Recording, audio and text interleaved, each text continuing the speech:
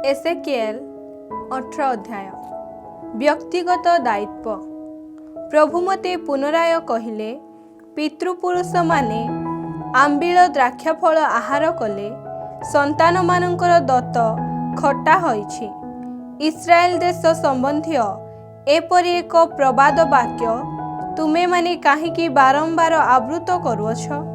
मु जीवित प्रभु ईश्वर मोर नामरे शपथ करी कहे जे एही प्रबाद वाक्य तुम द्वारा इस्राएल रे आउ केबे हे व्यवहृत हेब नाही। देख, समस्तଙ୍କ आत्मा मोर, पितार जीवन सदृश पुत्रर जीवन मध्य मोर। जे पाप करिब तार आत्मा मृत्यु मुखरे पड़िब। कौनसी व्यक्ति जदि नीतिनिष्ठ थाए व नीतिनिष्ठ तथा यथार्थ कर्म करे, से जदि पर्वत गुड़िकरे भजन करे नाही, किंबा इस्राएल रो अन्यान्य पितुला सकल आड़े निज चक्षु उठाए नाही, निज प्रतिवेशी पत्नी को कलंकित करे नाही, किंबा रजस्वला कालरे कौनसी नारी सहित सहवास करे नाही, काहा प्रति कौनसी उपद्रव करे नाही, खातक को तार बंधक वस्तु फेराई दिए, चोरी करे नाही, क्षुधातुर को निज आहार प्रदान करे, उलग्न लोक को वस्त्र परिहित कराए, सुध आदाय करे नाही, किंबा कौनसी लाभ आदाय करे नाही, कौनसी दोष करे नाही, मनुष्य मनुष्य मध्यरे न्याय विचार करे, मोर नियमावलीर अनुसरण पूर्वक विचरण करे व मोर निर्देशनामा गुड़ी को पालन करिबा पाई प्रयासी हुए, तेबे से नीतिनिष्ठ लोक अटे। प्रभु ईश्वर कहती, से अवश्य जीवित होई रहिबो।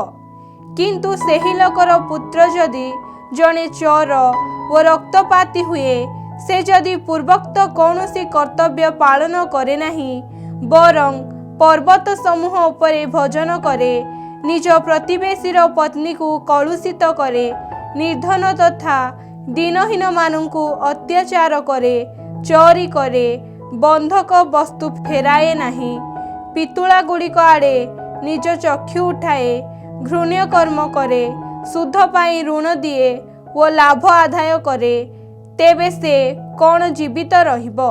से जीवित रहिबो नाही। एही सबु घृण्य कार्य करिथिबा जगु से अवश्य मृत्युवरण करिबो। तार रक्त ता उपरे पड़िबो।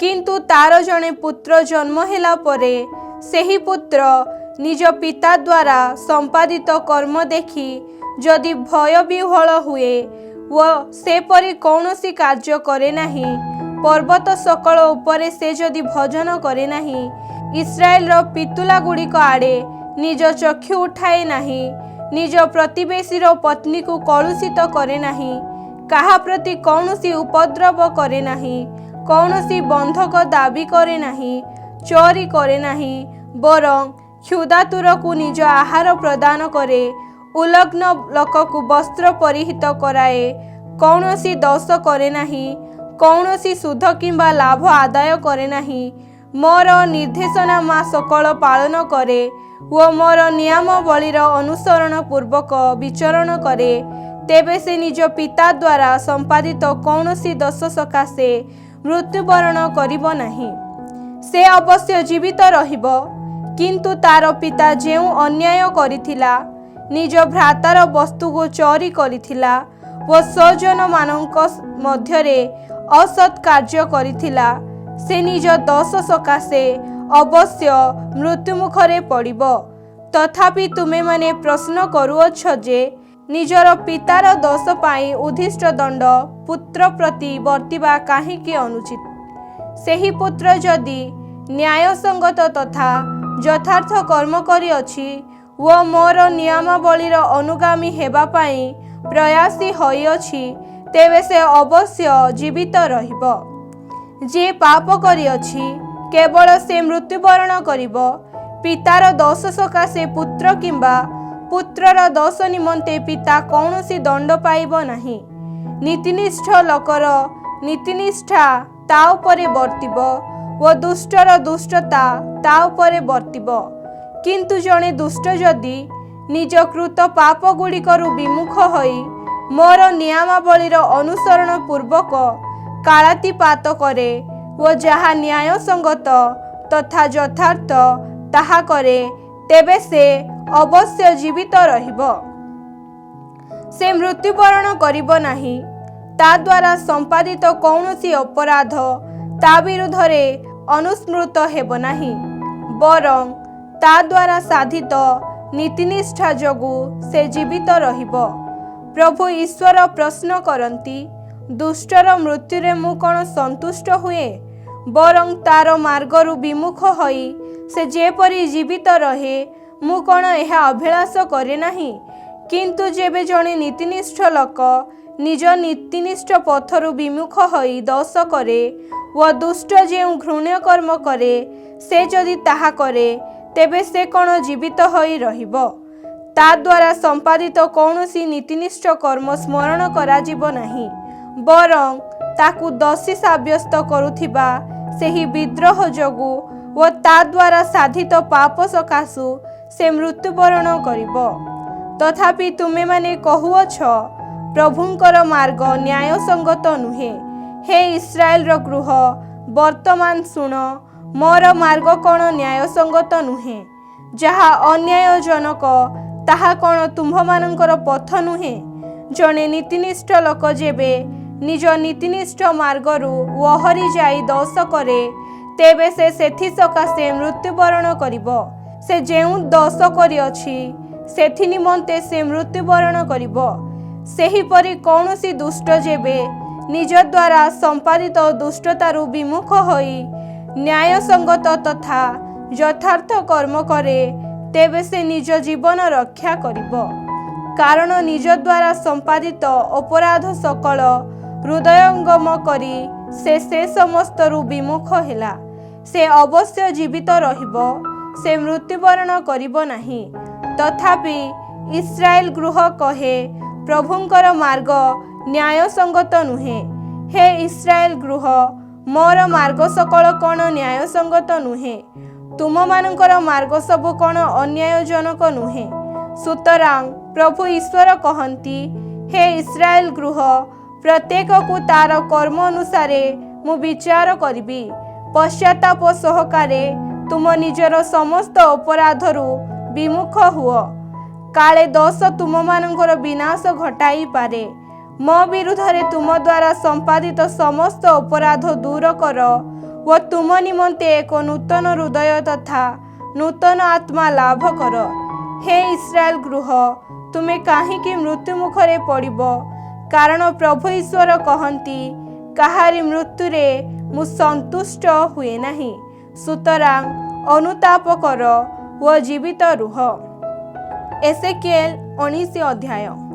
इस्राएल शासक मानक संबंध रे एक विलाप गीति। इस्राएल शासक मानक संबंध रे तुमे एक विलाप गीति गान कर। सिंह मानक मध्यरे एक सिंह थिला तुम मानकर माता।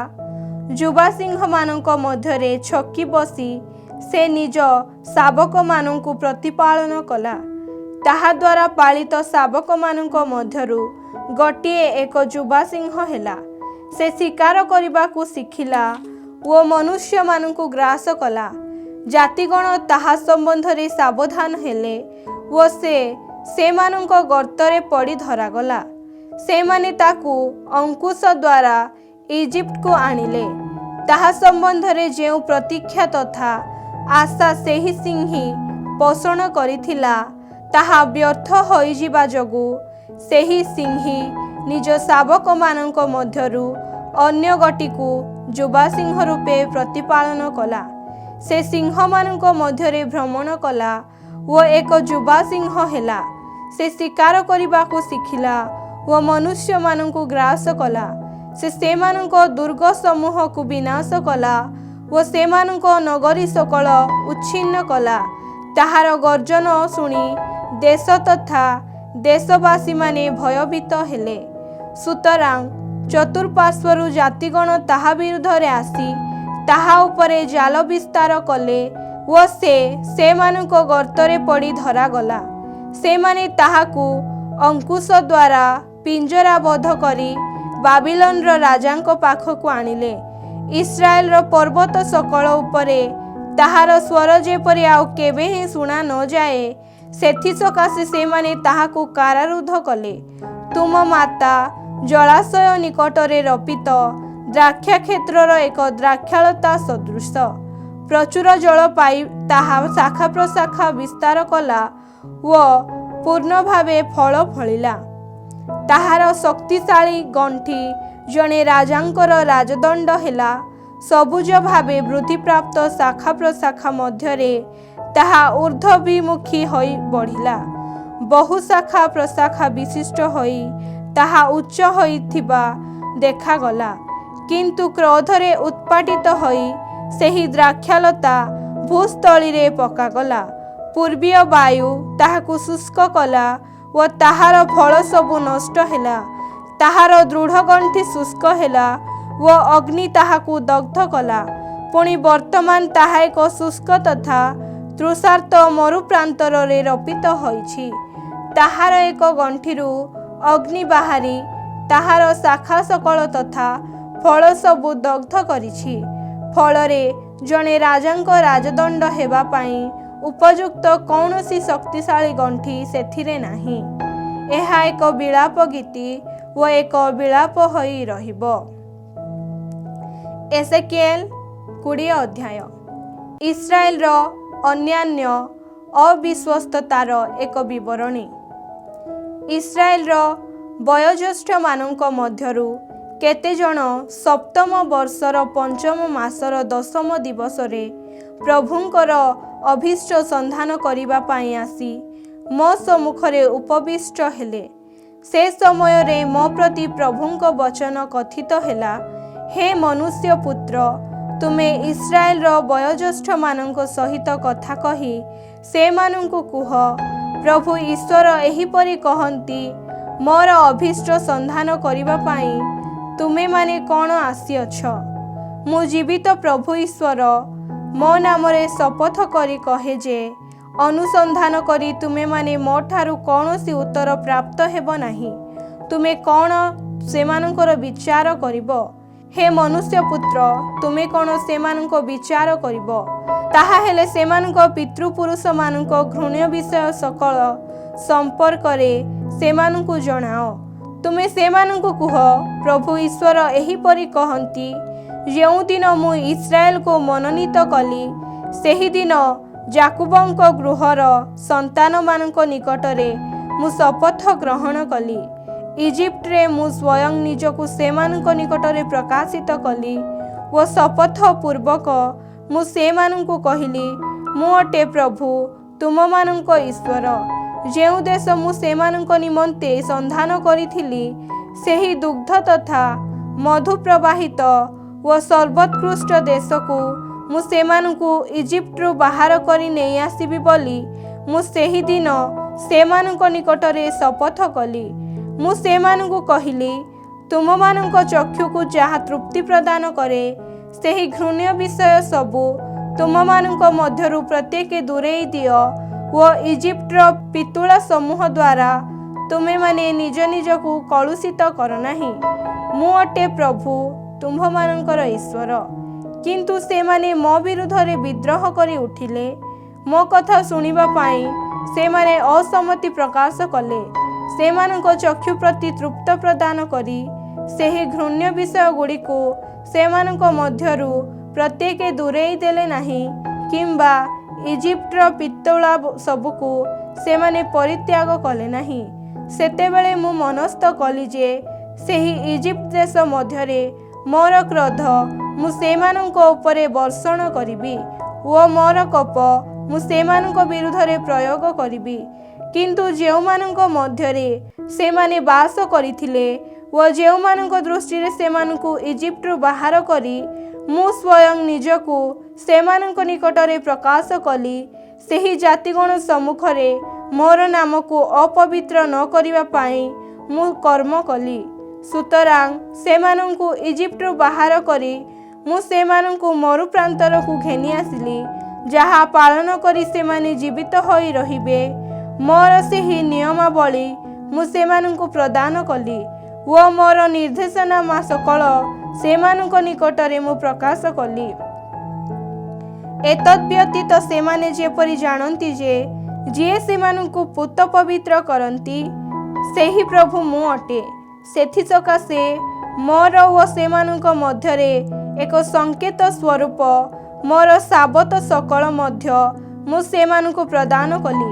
କିନ୍ତୁ ଇସ୍ରାଏଲ ଗୃହ ମରୁପ୍ରାନ୍ତରରେ ମୋ ବିରୁଦ୍ଧରେ ବିଦ୍ରୋହ କରି ଉଠିଲେ, ଯାହା ପାଳନ କରି ମନୁଷ୍ୟ ଜୀବିତ ହୋଇ ରହେ। ମୋର ସେହି ନିୟମାବଳୀର ପଥରେ ସେମାନେ ବିଚରଣ କଲେ ନାହିଁ, ବରଂ ସେମାନେ ମୋର ନିର୍ଦ୍ଦେଶନାମା ସକଳ ଅସ୍ୱୀକାର କଲେ।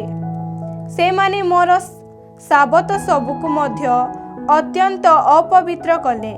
ତେଣୁ ସେମାନଙ୍କର ସମ୍ପୂର୍ଣ୍ଣ ପରିସମାପ୍ତି ଘଟାଇବା ପାଇଁ ମୁଁ ସେତେବେଳେ ସ୍ଥିର କଲି ଯେ ସେହି ମରୁପ୍ରାନ୍ତରେ ମୋର କ୍ରୋଧ ମୁଁ ସେମାନଙ୍କ ଉପରେ ବର୍ଷଣ କରିବି।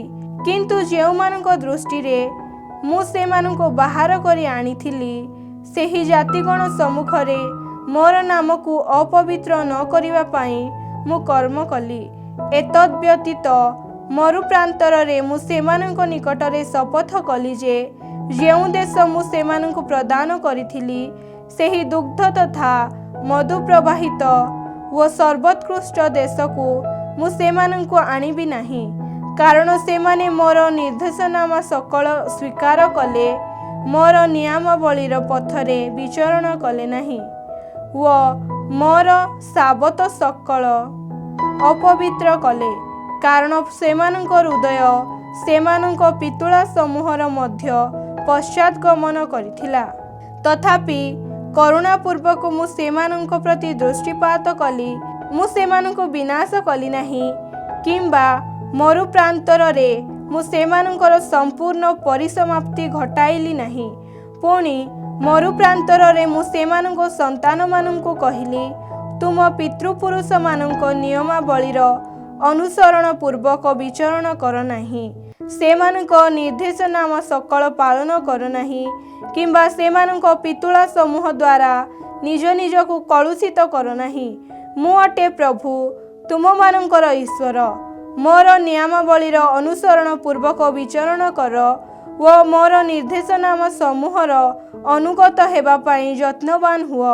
ତୁମେମାନେ ଯେପରି ଜାଣ ଯେ ମୁଁ ଅଟେ ପ୍ରଭୁ ତୁମମାନଙ୍କ ଈଶ୍ୱର ଏବଂ ମୋର ଓ ତୁମମାନଙ୍କ ମଧ୍ୟରେ ଯେପରି ଏକ ସଂକେତ ରହେ, ସେଥିସକାଶେ ମୋର ସାବତ ସକଳ ପୂତ ପବିତ୍ର କର। ମାତ୍ର ସେହି ସନ୍ତାନମାନେ ମୋ ବିରୁଦ୍ଧରେ ବିଦ୍ରୋହ କରି ଉଠିଲେ, ଯାହା ପାଳନ କରି ମନୁଷ୍ୟ ଜୀବିତ ହୋଇ ରହେ। ମୋର ସେହି ନିୟମାବଳୀର ଅନୁସରଣ ପୂର୍ବକ ସେମାନେ ବିଚରଣ କଲେ ନାହିଁ ଓ ମୋର ନିର୍ଦ୍ଦେଶନାମା ସମୂହର ଅନୁଗତ ହେବା ପାଇଁ ସେମାନେ ଯତ୍ନବାନ ହେଲେ ନାହିଁ। ସେମାନେ ମୋର ସାବତ ସକଳ ମଧ୍ୟ ଅପବିତ୍ର କଲେ। ସେତେବେଳେ ମୁଁ ମନସ୍ଥ କଲି ଯେ ସେହି ମରୁପ୍ରାନ୍ତରରେ ମୋର କ୍ରୋଧ ମୁଁ ସେମାନଙ୍କ ଉପରେ ବର୍ଷଣ କରିବି ଓ ମୋର କୋପ ମୁଁ ସେମାନଙ୍କ ବିରୁଦ୍ଧରେ ପ୍ରୟୋଗ କରିବି। ମାତ୍ର ଯେଉଁମାନଙ୍କ ଦୃଷ୍ଟିରେ ମୁଁ ସେମାନଙ୍କୁ ବାହାର କରି ଆଣିଥିଲି, ସେହି ଜାତିଗଣ ସମ୍ମୁଖରେ ମୋର ନାମକୁ ଅପବିତ୍ର ନ କରିବା ପାଇଁ ମୋର ହସ୍ତ ମୁଁ ପ୍ରତ୍ୟାହାର କଲି ଓ ସେହି ନାମ ଉଦ୍ଦେଶ୍ୟରେ ମୁଁ କର୍ମ କଲି। ଏତଦ୍‌ବ୍ୟତୀତ ମରୁପ୍ରାନ୍ତରରେ ସେମାନଙ୍କ ନିକଟରେ ମୁଁ ଶପଥ କଲି ଯେ ଜାତିଗଣ ମଧ୍ୟରେ ମୁଁ ସେମାନଙ୍କୁ ବିକ୍ଷିପ୍ତ କରିବି ଓ ଦେଶ ସକଳ ମଧ୍ୟରେ ମୁଁ ସେମାନଙ୍କୁ ବିଚ୍ଛିନ୍ନ କରିବି, କାରଣ ସେମାନେ ମୋର ନିର୍ଦ୍ଦେଶନାମା ଗୁଡ଼ିକୁ ପାଳନ କଲେ ନାହିଁ, ମାତ୍ର ମୋର ନିୟମାବଳୀକୁ ଅସ୍ୱୀକାର କଲେ ଓ ମୋର ସାବତ ସକଳ ଅପବିତ୍ର କଲେ ଓ ସେମାନଙ୍କ ଚକ୍ଷୁ ସେମାନଙ୍କ ପିତୃପୁରୁଷମାନଙ୍କ ପିତୃଳା ସମୂହ ପ୍ରତି ଥିଲା। ସୁତରାଂ ମୁଁ ସେମାନଙ୍କୁ ଅମଙ୍ଗଳକର ନିୟମାବଳୀ ଓ ଜୀବନ ଅନୁପଯୋଗୀ ନିର୍ଦ୍ଦେଶନାମା ସକଳ ପ୍ରଦାନ କଲି। ଆଉ ସେମାନଙ୍କ ପ୍ରଥମଜାତ ପୁତ୍ରମାନଙ୍କୁ ସେମାନେ ହୋମବଳି ରୂପେ ଉତ୍ସର୍ଗ କରିବା ନିମନ୍ତେ ମୁଁ ସେମାନଙ୍କୁ ପ୍ରବର୍ତ୍ତାଇବା ଦ୍ୱାରା ମୁଁ ସେମାନଙ୍କୁ କଳୁଷିତ କଲି।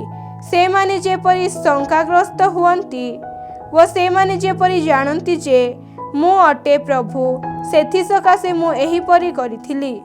ସୁତରାଂ ହେ ମନୁଷ୍ୟପୁତ୍ର, ଇସ୍ରାଏଲ ଗୃହ ସହିତ କଥା କହି ସେମାନଙ୍କୁ କୁହ, प्रभु ईश्वर एहा कहन्ति, तुम पितृपुरुष माने एथिरे मध्य मो प्रति अविश्वस्त आचरण करी मते निंदा कले।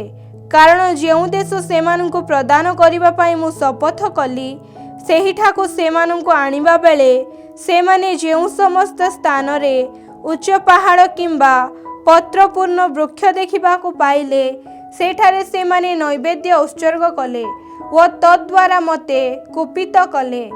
सेठारे सेमाने सुगंध धूप अर्चना कले व पानीय बलि ढालिले। मु सेमानंकु पचारिली, तुमे माने जेउठाकु जाउअछ सेही उच्च पूजास्थली कौन? सुतरां से स्थान आज पर्यंत बामा नामरे अभिहित। तेणु इस्राएल गृह को कुह, प्रभु ईश्वर एहा कहन्ति, तुम पितृपुरुष मानक भली तुमे माने मध्य कौन निज निज को अपवित्र करिब व सेमानक घृण्य विषय सकलर पश्चात गमन करी निज निज को पथभ्रष्ट कराइब। तुम मानक नैवेद्य अर्पण करिबा व निज निज पुत्र मानकु होम बलि रूपे उत्सर्ग करिबा बेले आज पर्यंत तुमे माने सेही पितुला समूह जगु निज निज को कलुषित करुअछ। हे इस्राएल गृह, तुमे कौन मोर अभीष्ट संधान करिब? मु जीवित प्रभु ईश्वर मो नाम रे शपथ करी कहे जे संधान करिबा बेले तुमे माने मो ठारू कौनसी उत्तर पाइब नाही। आमे माने मध्य जातिगण सदृश व विभिन्न देश निवासी गोष्ठी सकल तुल्य हेबा व काठ तथा पत्थर को आराधना करिबा तुम मानकर एहिपरि मनचिंता केबे हे सार्थक हेब नाही। मु जीवित प्रभु ईश्वर मो नाम रे शपथ करी कहे जे एक शक्तिशाली हस्त, एक विस्तृत बाहु व ढाली दिया जाइथिबा क्रोध जरिया रे मु अवश्य तुम मानक उपरे राजा हेबी। एक शक्तिशाली हस्त, एक विस्तृत बाहु व ढाली दिया जाइथिबा क्रोध जरिया रे मु तुम मानकु जाति सकल मध्यरु बाहर करी आनिबी व जेउठारे तुमे माने विक्षिप्त होइछ सेही राज्य समूहरु मु तुम मानकु एकत्रित करिबी। आउ मु तुम मानकु जातिगणर मरु प्रांतर को नै जिबी।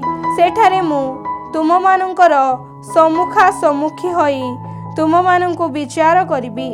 प्रभु ईश्वर कहन्ति, मु जेपरि इजिप्ट मरु प्रांतर रे तुम पितृपुरुष मानकर विचार कली, सेही परि तुम मानकर मध्य विचार करिबी। मु तुम मानकु जष्टि अधीन रे गमन कराइबी व व्यवस्था विधानर अधीनस्थ करिबी। मोर विद्रोही तथा मोर विपक्ष अपराधी मानकु मु तुम मानक मध्यरु निर्मूल करिबी। से माने जेउठारे प्रवास जीवन यापन करंती सेही देशरु मु सेमानकु बाहर करी आनिबी, किंतु से माने इस्राएल देश रे प्रवेश करिबे नाही। सेतेबेले तुमे माने जानिबो जे मु अटे प्रभु। हे इस्राएल गृह, प्रभु ईश्वर तुमको एहा कहन्ति, तुमे जदि मोर वचन शुणिब नाही, तेबे तुमे प्रत्येक वर्तमान तथा एथि उतारे तुम पितुला गुड़िक उपासना कर, किंतु तुम नैवेद्य उत्सर्ग तथा प्रतिमा सकल द्वारा तुमे माने आउ केबे हे मोर पवित्र नाम अपवित्र करिब नाही। कारण प्रभु ईश्वर कहन्ति, समग्र इस्राएल गृह व समस्त देशवासी मोर पवित्र पर्वत उपरे इस्राएल पर्वत शिखर उपरे देश मध्यरे मते आराधना करिबे। मु सेमानकु सेठारे ग्रहण करिबी। तुम मानक समस्त पवित्र उपहार सकल व आद्य फलर नैवेद्य मु सेठारे दाबी करिबी। विक्षिप्त होई तुमे माने जेउठारे वास करुअछ सेही देशर मु तुम मानकु एकत्रित करिबी। जातिगण मध्यरु तुम मानकु बाहर करी आनिबा बेले प्रीतकर सुगंध धूप सदृश मु तुम मानकु ग्रहण करिबी व जातिगण सम्मुखरे तुम मानक मध्यरे मोर पवित्रता मु प्रकाश करिबी।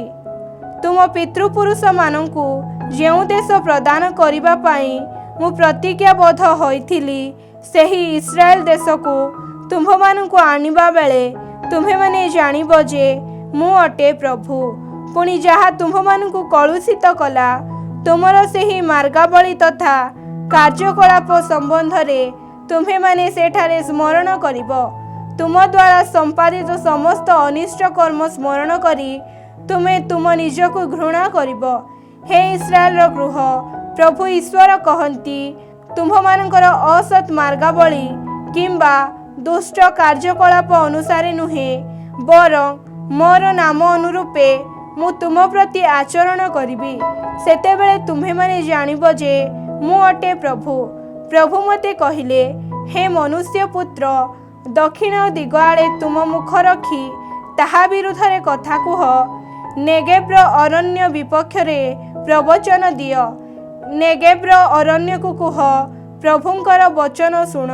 प्रभु ईश्वर एहिपरि कहती, देख मु तुम मध्यरे एक अग्नि जलाइबी।